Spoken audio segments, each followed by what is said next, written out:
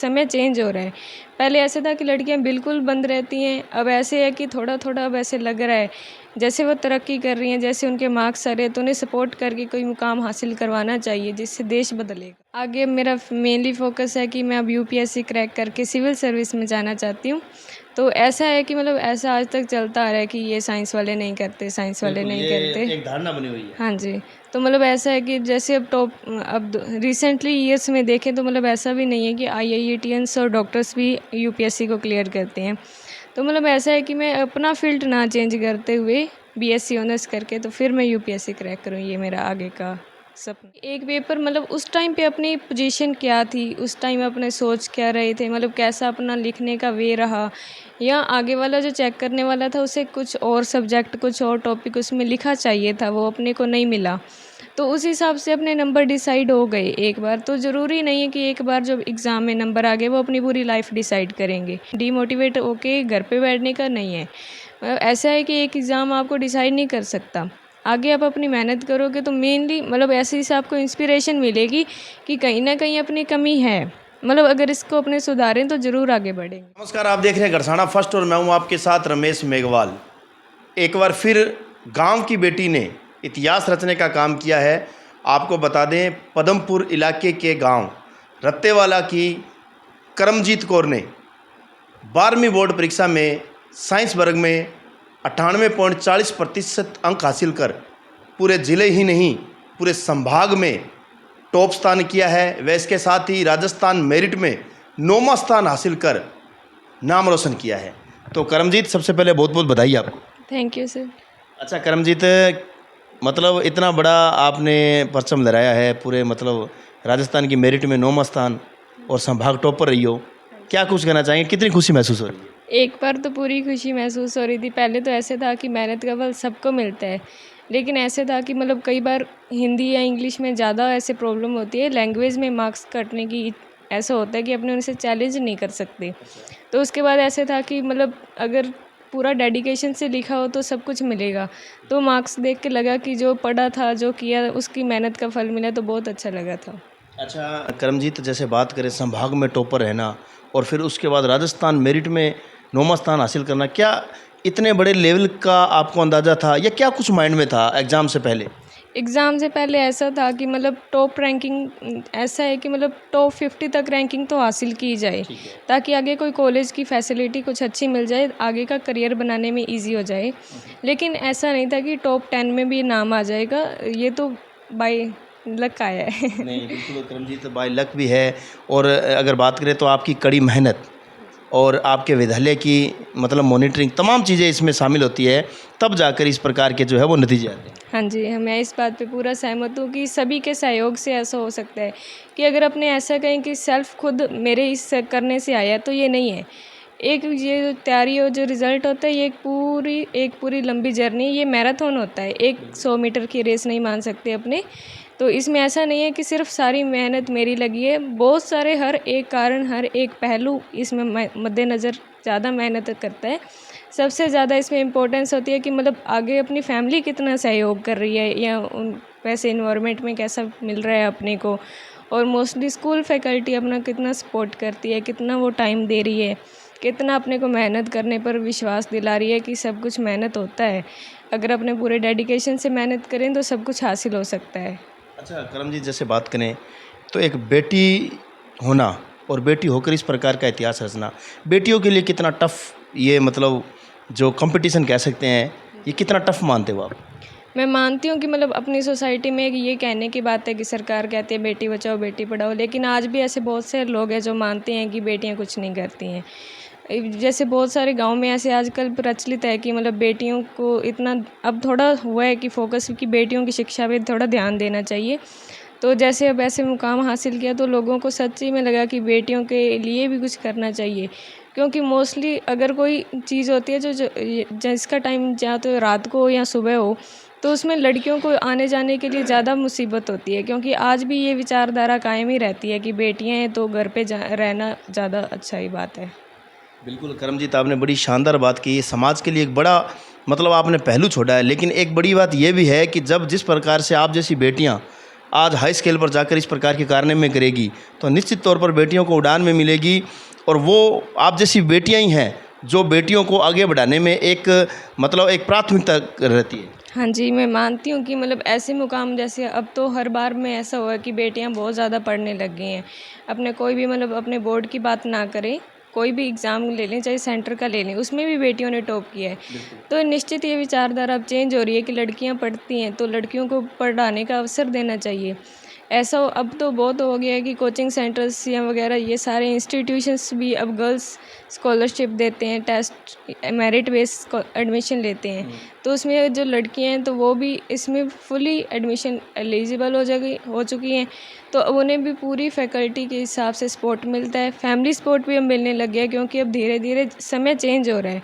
पहले ऐसा था कि लड़कियां बिल्कुल बंद रहती हैं, अब ऐसे है कि थोड़ा थोड़ा अब ऐसे लग रहा है जैसे वो तरक्की कर रही हैं, जैसे उनके मार्क्स आ रहे हैं तो उन्हें सपोर्ट करके कोई मुकाम हासिल करवाना चाहिए जिससे देश बदलेगा। निश्चित तौर पर बहुत ही शानदार आपकी सोच है और ये सोच निश्चित तौर पर आने वाले समय में उन बेटियों के काम भी आएगी। अच्छा करमवीर, अगर आपके घर के माहौल की बात करूँ तो आपके घर का माहौल कैसा रहा है? क्योंकि एक किसानी वर्ग से आप जुड़े हुए हो, आपका पूरा परिवार है एक मतलब ग्रामीण क्षेत्र से आता है, तो उस दौरान ग्रामीण क्षेत्र और किसानी वर्ग से होते कितनी परेशानियों का सामना करना पड़ता है या किस प्रकार का एक मतलब कह सकते हैं कि टफ माना जाता है?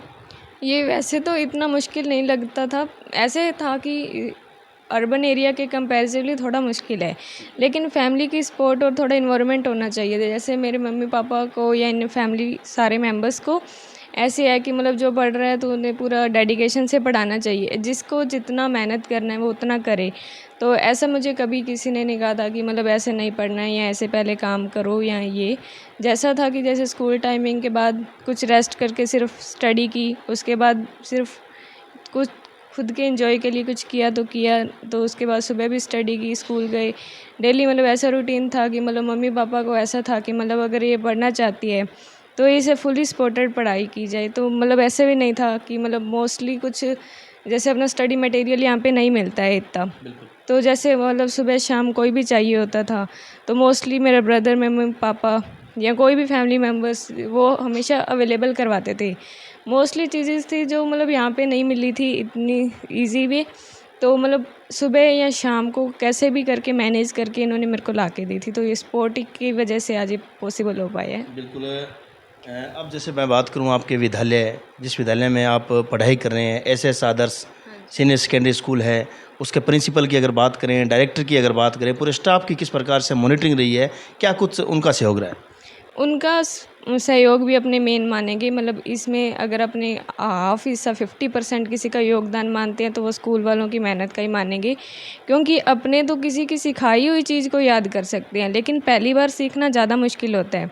मतलब मोस्टली ऐसा था कि मतलब क्लासेस की क्वालिटी ज़्यादा बढ़िया थी, वहाँ के इन्वायरमेंट अच्छा है कि मतलब पहली बार में चीज़ सिखाई तो समझ आती है। तो ऐसे भी नहीं है कि मतलब जैसे पार्शियलिटी की जाए कि मतलब पहले टॉप रैंकिंग के हिसाब से बिहेवियर सेट कर लिया जाए, मतलब वैसे सारा कुछ इन्वायरमेंट सेट हो जाए कि मतलब पहले अपनी पॉलिसी बनाने की ये पॉलिसी रहेगी कि ये ऐसे ही चल रहे हैं। तो नहीं, ऐसा नहीं था।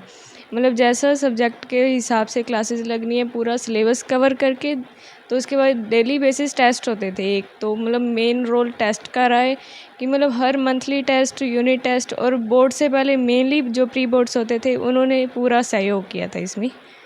हाँ जी। अच्छा, जैसे बात करें आपके विद्यालय में स्पेशली बेटियों की बात करें तो बेटियों के लिए किस प्रकार का वहाँ पर इन्वायरमेंट है? बेटियों को मुख्य तौर पर बात करें जैसे अनुशासन है या मतलब संस्कारों की अगर बात करें तो किस प्रकार से वहाँ पर ध्यान दिया जाता है? तो मतलब ऐसा तो अपने कह ही नहीं सकते कि वो फैकल्टी ऐसा नहीं करती। तो मेनली वो गर्ल्स एजुकेशन पे बहुत ज़्यादा ध्यान देती है। मतलब ये माना जाता है कि मतलब जितना सपोर्ट हो सके तो हर किसी को दिया जाए। और जैसे अपना इधर चलता है कि कोचिंग का टाइम आगे पीछे होने के कारण मोस्टली बच्चे नहीं हैंडल कर पाते हैं। तो मतलब ऐसे था कि मतलब स्कूल वालों की इतनी प्रोग्रेस थी कि मतलब इतना प्रोसेस में वो काम कर रहे थे कि मतलब कोचिंग के बिना कुछ करके दिखाएं। तो वो ऐसा था कि मतलब मोस्टली कोचिंग के बिना स्टूडेंट्स को स्टडी टाइम अलॉट करते थे, वैसा टॉपिक वहीं पे कवर करवा दिया जाता था। तो मतलब ऐसे था कि जो गर्ल्स है वो ज़्यादा सेफली वहाँ पे इन्वायरमेंट है अच्छा है, बढ़िया पढ़ रही हैं वहाँ पे। तो मतलब उन्हें ऐसा भी नहीं है कि स्कूल से बाहर जाना है, कहीं और पढ़ना है, नहीं, तो वहाँ पे बढ़िया खुद का इन्वायरमेंट, खुद के सारे टीचर्स हैं वो गाइड कर रहे हैं। तो वहाँ के प्रिंसिपल्स वगैरह, तो वहाँ पे उन सारों का अनुशासन है, उनके द्वारा गाइड किया जा रहा है, तो वहाँ पे इन्वायरमेंट अच्छा है। अच्छा करमवीर, अब क्या कुछ आपका सपना आने वाले समय में, किस फील्ड में खुद को देखना चाहती हो, इसको लेकर क्या कहेंगे? आगे मेरा मेनली फोकस है कि मैं अब यूपीएससी क्रैक करके सिविल सर्विस में जाना चाहती हूँ। तो ऐसा है कि मतलब ऐसा आज तक चलता आ रहा है कि ये साइंस वाले नहीं करते, साइंस वाले बिल्कुल, नहीं ये करते। एक धारणा बनी हुई है। हाँ जी, तो मतलब ऐसा है कि जैसे अब रिसेंटली ईयर्स में देखें तो मतलब ऐसा भी नहीं है कि आईआईटियंस और डॉक्टर्स भी यूपीएससी को क्लियर करते हैं। तो मतलब ऐसा है कि मैं अपना फील्ड ना चेंज करते हुए बीएससी ऑनर्स करके तो फिर मैं यूपीएससी क्रैक करूँ, ये मेरा आगे का सपना है। बिल्कुल, बहुत शानदार। और इसके साथ जैसे मतलब जैसे आप कह रहे हो मैं सिविल सर्विस में जाना चाहती हूँ, तो क्या किसी से इंस्पायर भी हुए हो, किसी से मोटिवेट भी हुए हो, जो मतलब इस फील्ड में आप खुद को देखना पसंद कर रहे हो? हाँ जी, जैसे मतलब आईएएस के इंटरव्यूज़ आते हैं यूट्यूब वगैरह पे या न्यूज़पेपर में, तो जैसे उनका वर्क है, जैसे वो उनकी मेहनत है, मतलब जैसे उन्होंने इतने मुकाम, इतनी सैलरी हासिल करके इस फील्ड में आए हैं, तो इसकी जो डिग्निटी है, इसकी रिस्पेक्ट है, ये मेनली फोकस करती है कि बच्चों को इस तरफ आओ आप। तो दूसरा है कि आपको समाज के साथ जुड़ने और देश के हर एक कोने के बारे में जानने का एक बेहतर तरीका मिलता है, जो किसी और फील्ड में शायद नहीं मिल पाता है। बिल्कुल करमवीर, अब अंत में क्या मूल मंत्र रहा है? तमाम वो बेटियां इस समय कहीं न कहीं आपके साथ खुद को देखने का प्रयास कर रही है कि आने वाली परीक्षाओं में या आने वाले कॉम्पिटिशन में हम भी टॉप आएँ, मेरिट में स्थान हासिल करें। उन बेटियों के लिए क्या मूल मंत्र है? उनका ऐसा है कि मतलब हर बार ये नहीं सोचना चाहिए कि हमसे नहीं होगा। एक बार आपने जो सोच लिया तो आप ऐसा मत सोचो, उसके रिज़ल्ट के बारे में कभी नहीं सोचना चाहिए। सिर्फ़ खुद पे भरोसा रखो, खुद की मेहनत पे भरोसा रखो। ऐसा भी नहीं होना चाहिए कि ओवर कॉन्फिडेंस ही आ रहा है अपने अंदर। 1-2 बार मार्क्स आ गए तो ऐसा लगेगा बस अब तो आ ही जाने हैं, तो ऐसा भी नहीं होना चाहिए। मतलब डेली बेसिस जो टेस्ट होते हैं ना, उसके हिसाब से इम्प्रूवमेंट करनी चाहिए। लेकिन ऐसा नहीं होना चाहिए कि आपको लग रहा है कि सारे क्वेश्चन आ रहे हैं। हो सकता है कि आप जो टेस्ट दे रहे हो वो आपके लेवल का हो, लेकिन जो आपकी सही तैयारी है वो उतनी अच्छी ना हो पाई हो अभी। तो आपको हर एक पहलू मतलब mainly previous year questions paper के हिसाब से देखना चाहिए कि मतलब कैसा आज तक का रहा है, कि कैसे किस टाइप के क्वेश्चन कौन से चैप्टर से आते हैं। मतलब ऐसा भी होना चाहिए जैसे कोई चैप्टर 2 नंबर का आ रहा है तो अपने उसके ऊपर 2 दिन लगा रहे हैं अपने। तो इसकी वजह से अपने को हर एक सब्जेक्ट, एक टॉपिक, ऐसा भी नहीं होना चाहिए कि कोई टॉपिक ही छोड़ दिया। टॉपिक सारे कवर करने चाहिए, लेकिन मार्क्स भी मैटर करते हैं इसमें। मतलब जो जितने मार्क्स का है पहले उस हिसाब से भी देखना चाहिए। हाँ जी। बिल्कुल करमवीर, बहुत बढ़िया लगा आपसे लगातार जो बात हो रही है, काफ़ी कुछ एक समझ और समझाने का प्रयास इसमें है। लेकिन एक चीज़ आपसे और पूछना चाहूँगा, जैसे हर कोई टॉपर भी नहीं रह सकता और हर कोई उस स्केल को भी नहीं पहुंच सकता, लेकिन सपना ज़रूर हर कोई पूरा कर सकता है अगर वो प्रयास करे तो जिन बच्चों के नंबर कम आए हैं या जो बच्चे कहीं न कहीं इस समय नर्वस खुद को ऐसे महसूस कर रहे हैं भी मेरे नंबर कम आए हैं, तो उनके लिए आपका क्या संदेश है? क्योंकि आगे कंपटीशन भी है और अपना एम भी। तो मतलब हमेशा ऐसा नहीं मानना चाहिए। मैं मानती हूँ, जैसे मेरे 10th में 95% थे, तो मैंने अब ये कभी नहीं देखा था कि एक एग्ज़ाम में इतने आगे, तो आगे हमेशा उतने ही रहेंगे। ज़रूरी नहीं कि एक पेपर, मतलब उस टाइम पे अपनी पोजीशन क्या थी, उस टाइम अपने सोच क्या रहे थे, मतलब कैसा अपना लिखने का वे रहा, या आगे वाला जो चेक करने वाला था उसे कुछ और सब्जेक्ट, कुछ और टॉपिक उसमें लिखा चाहिए था, वो अपने को नहीं मिला।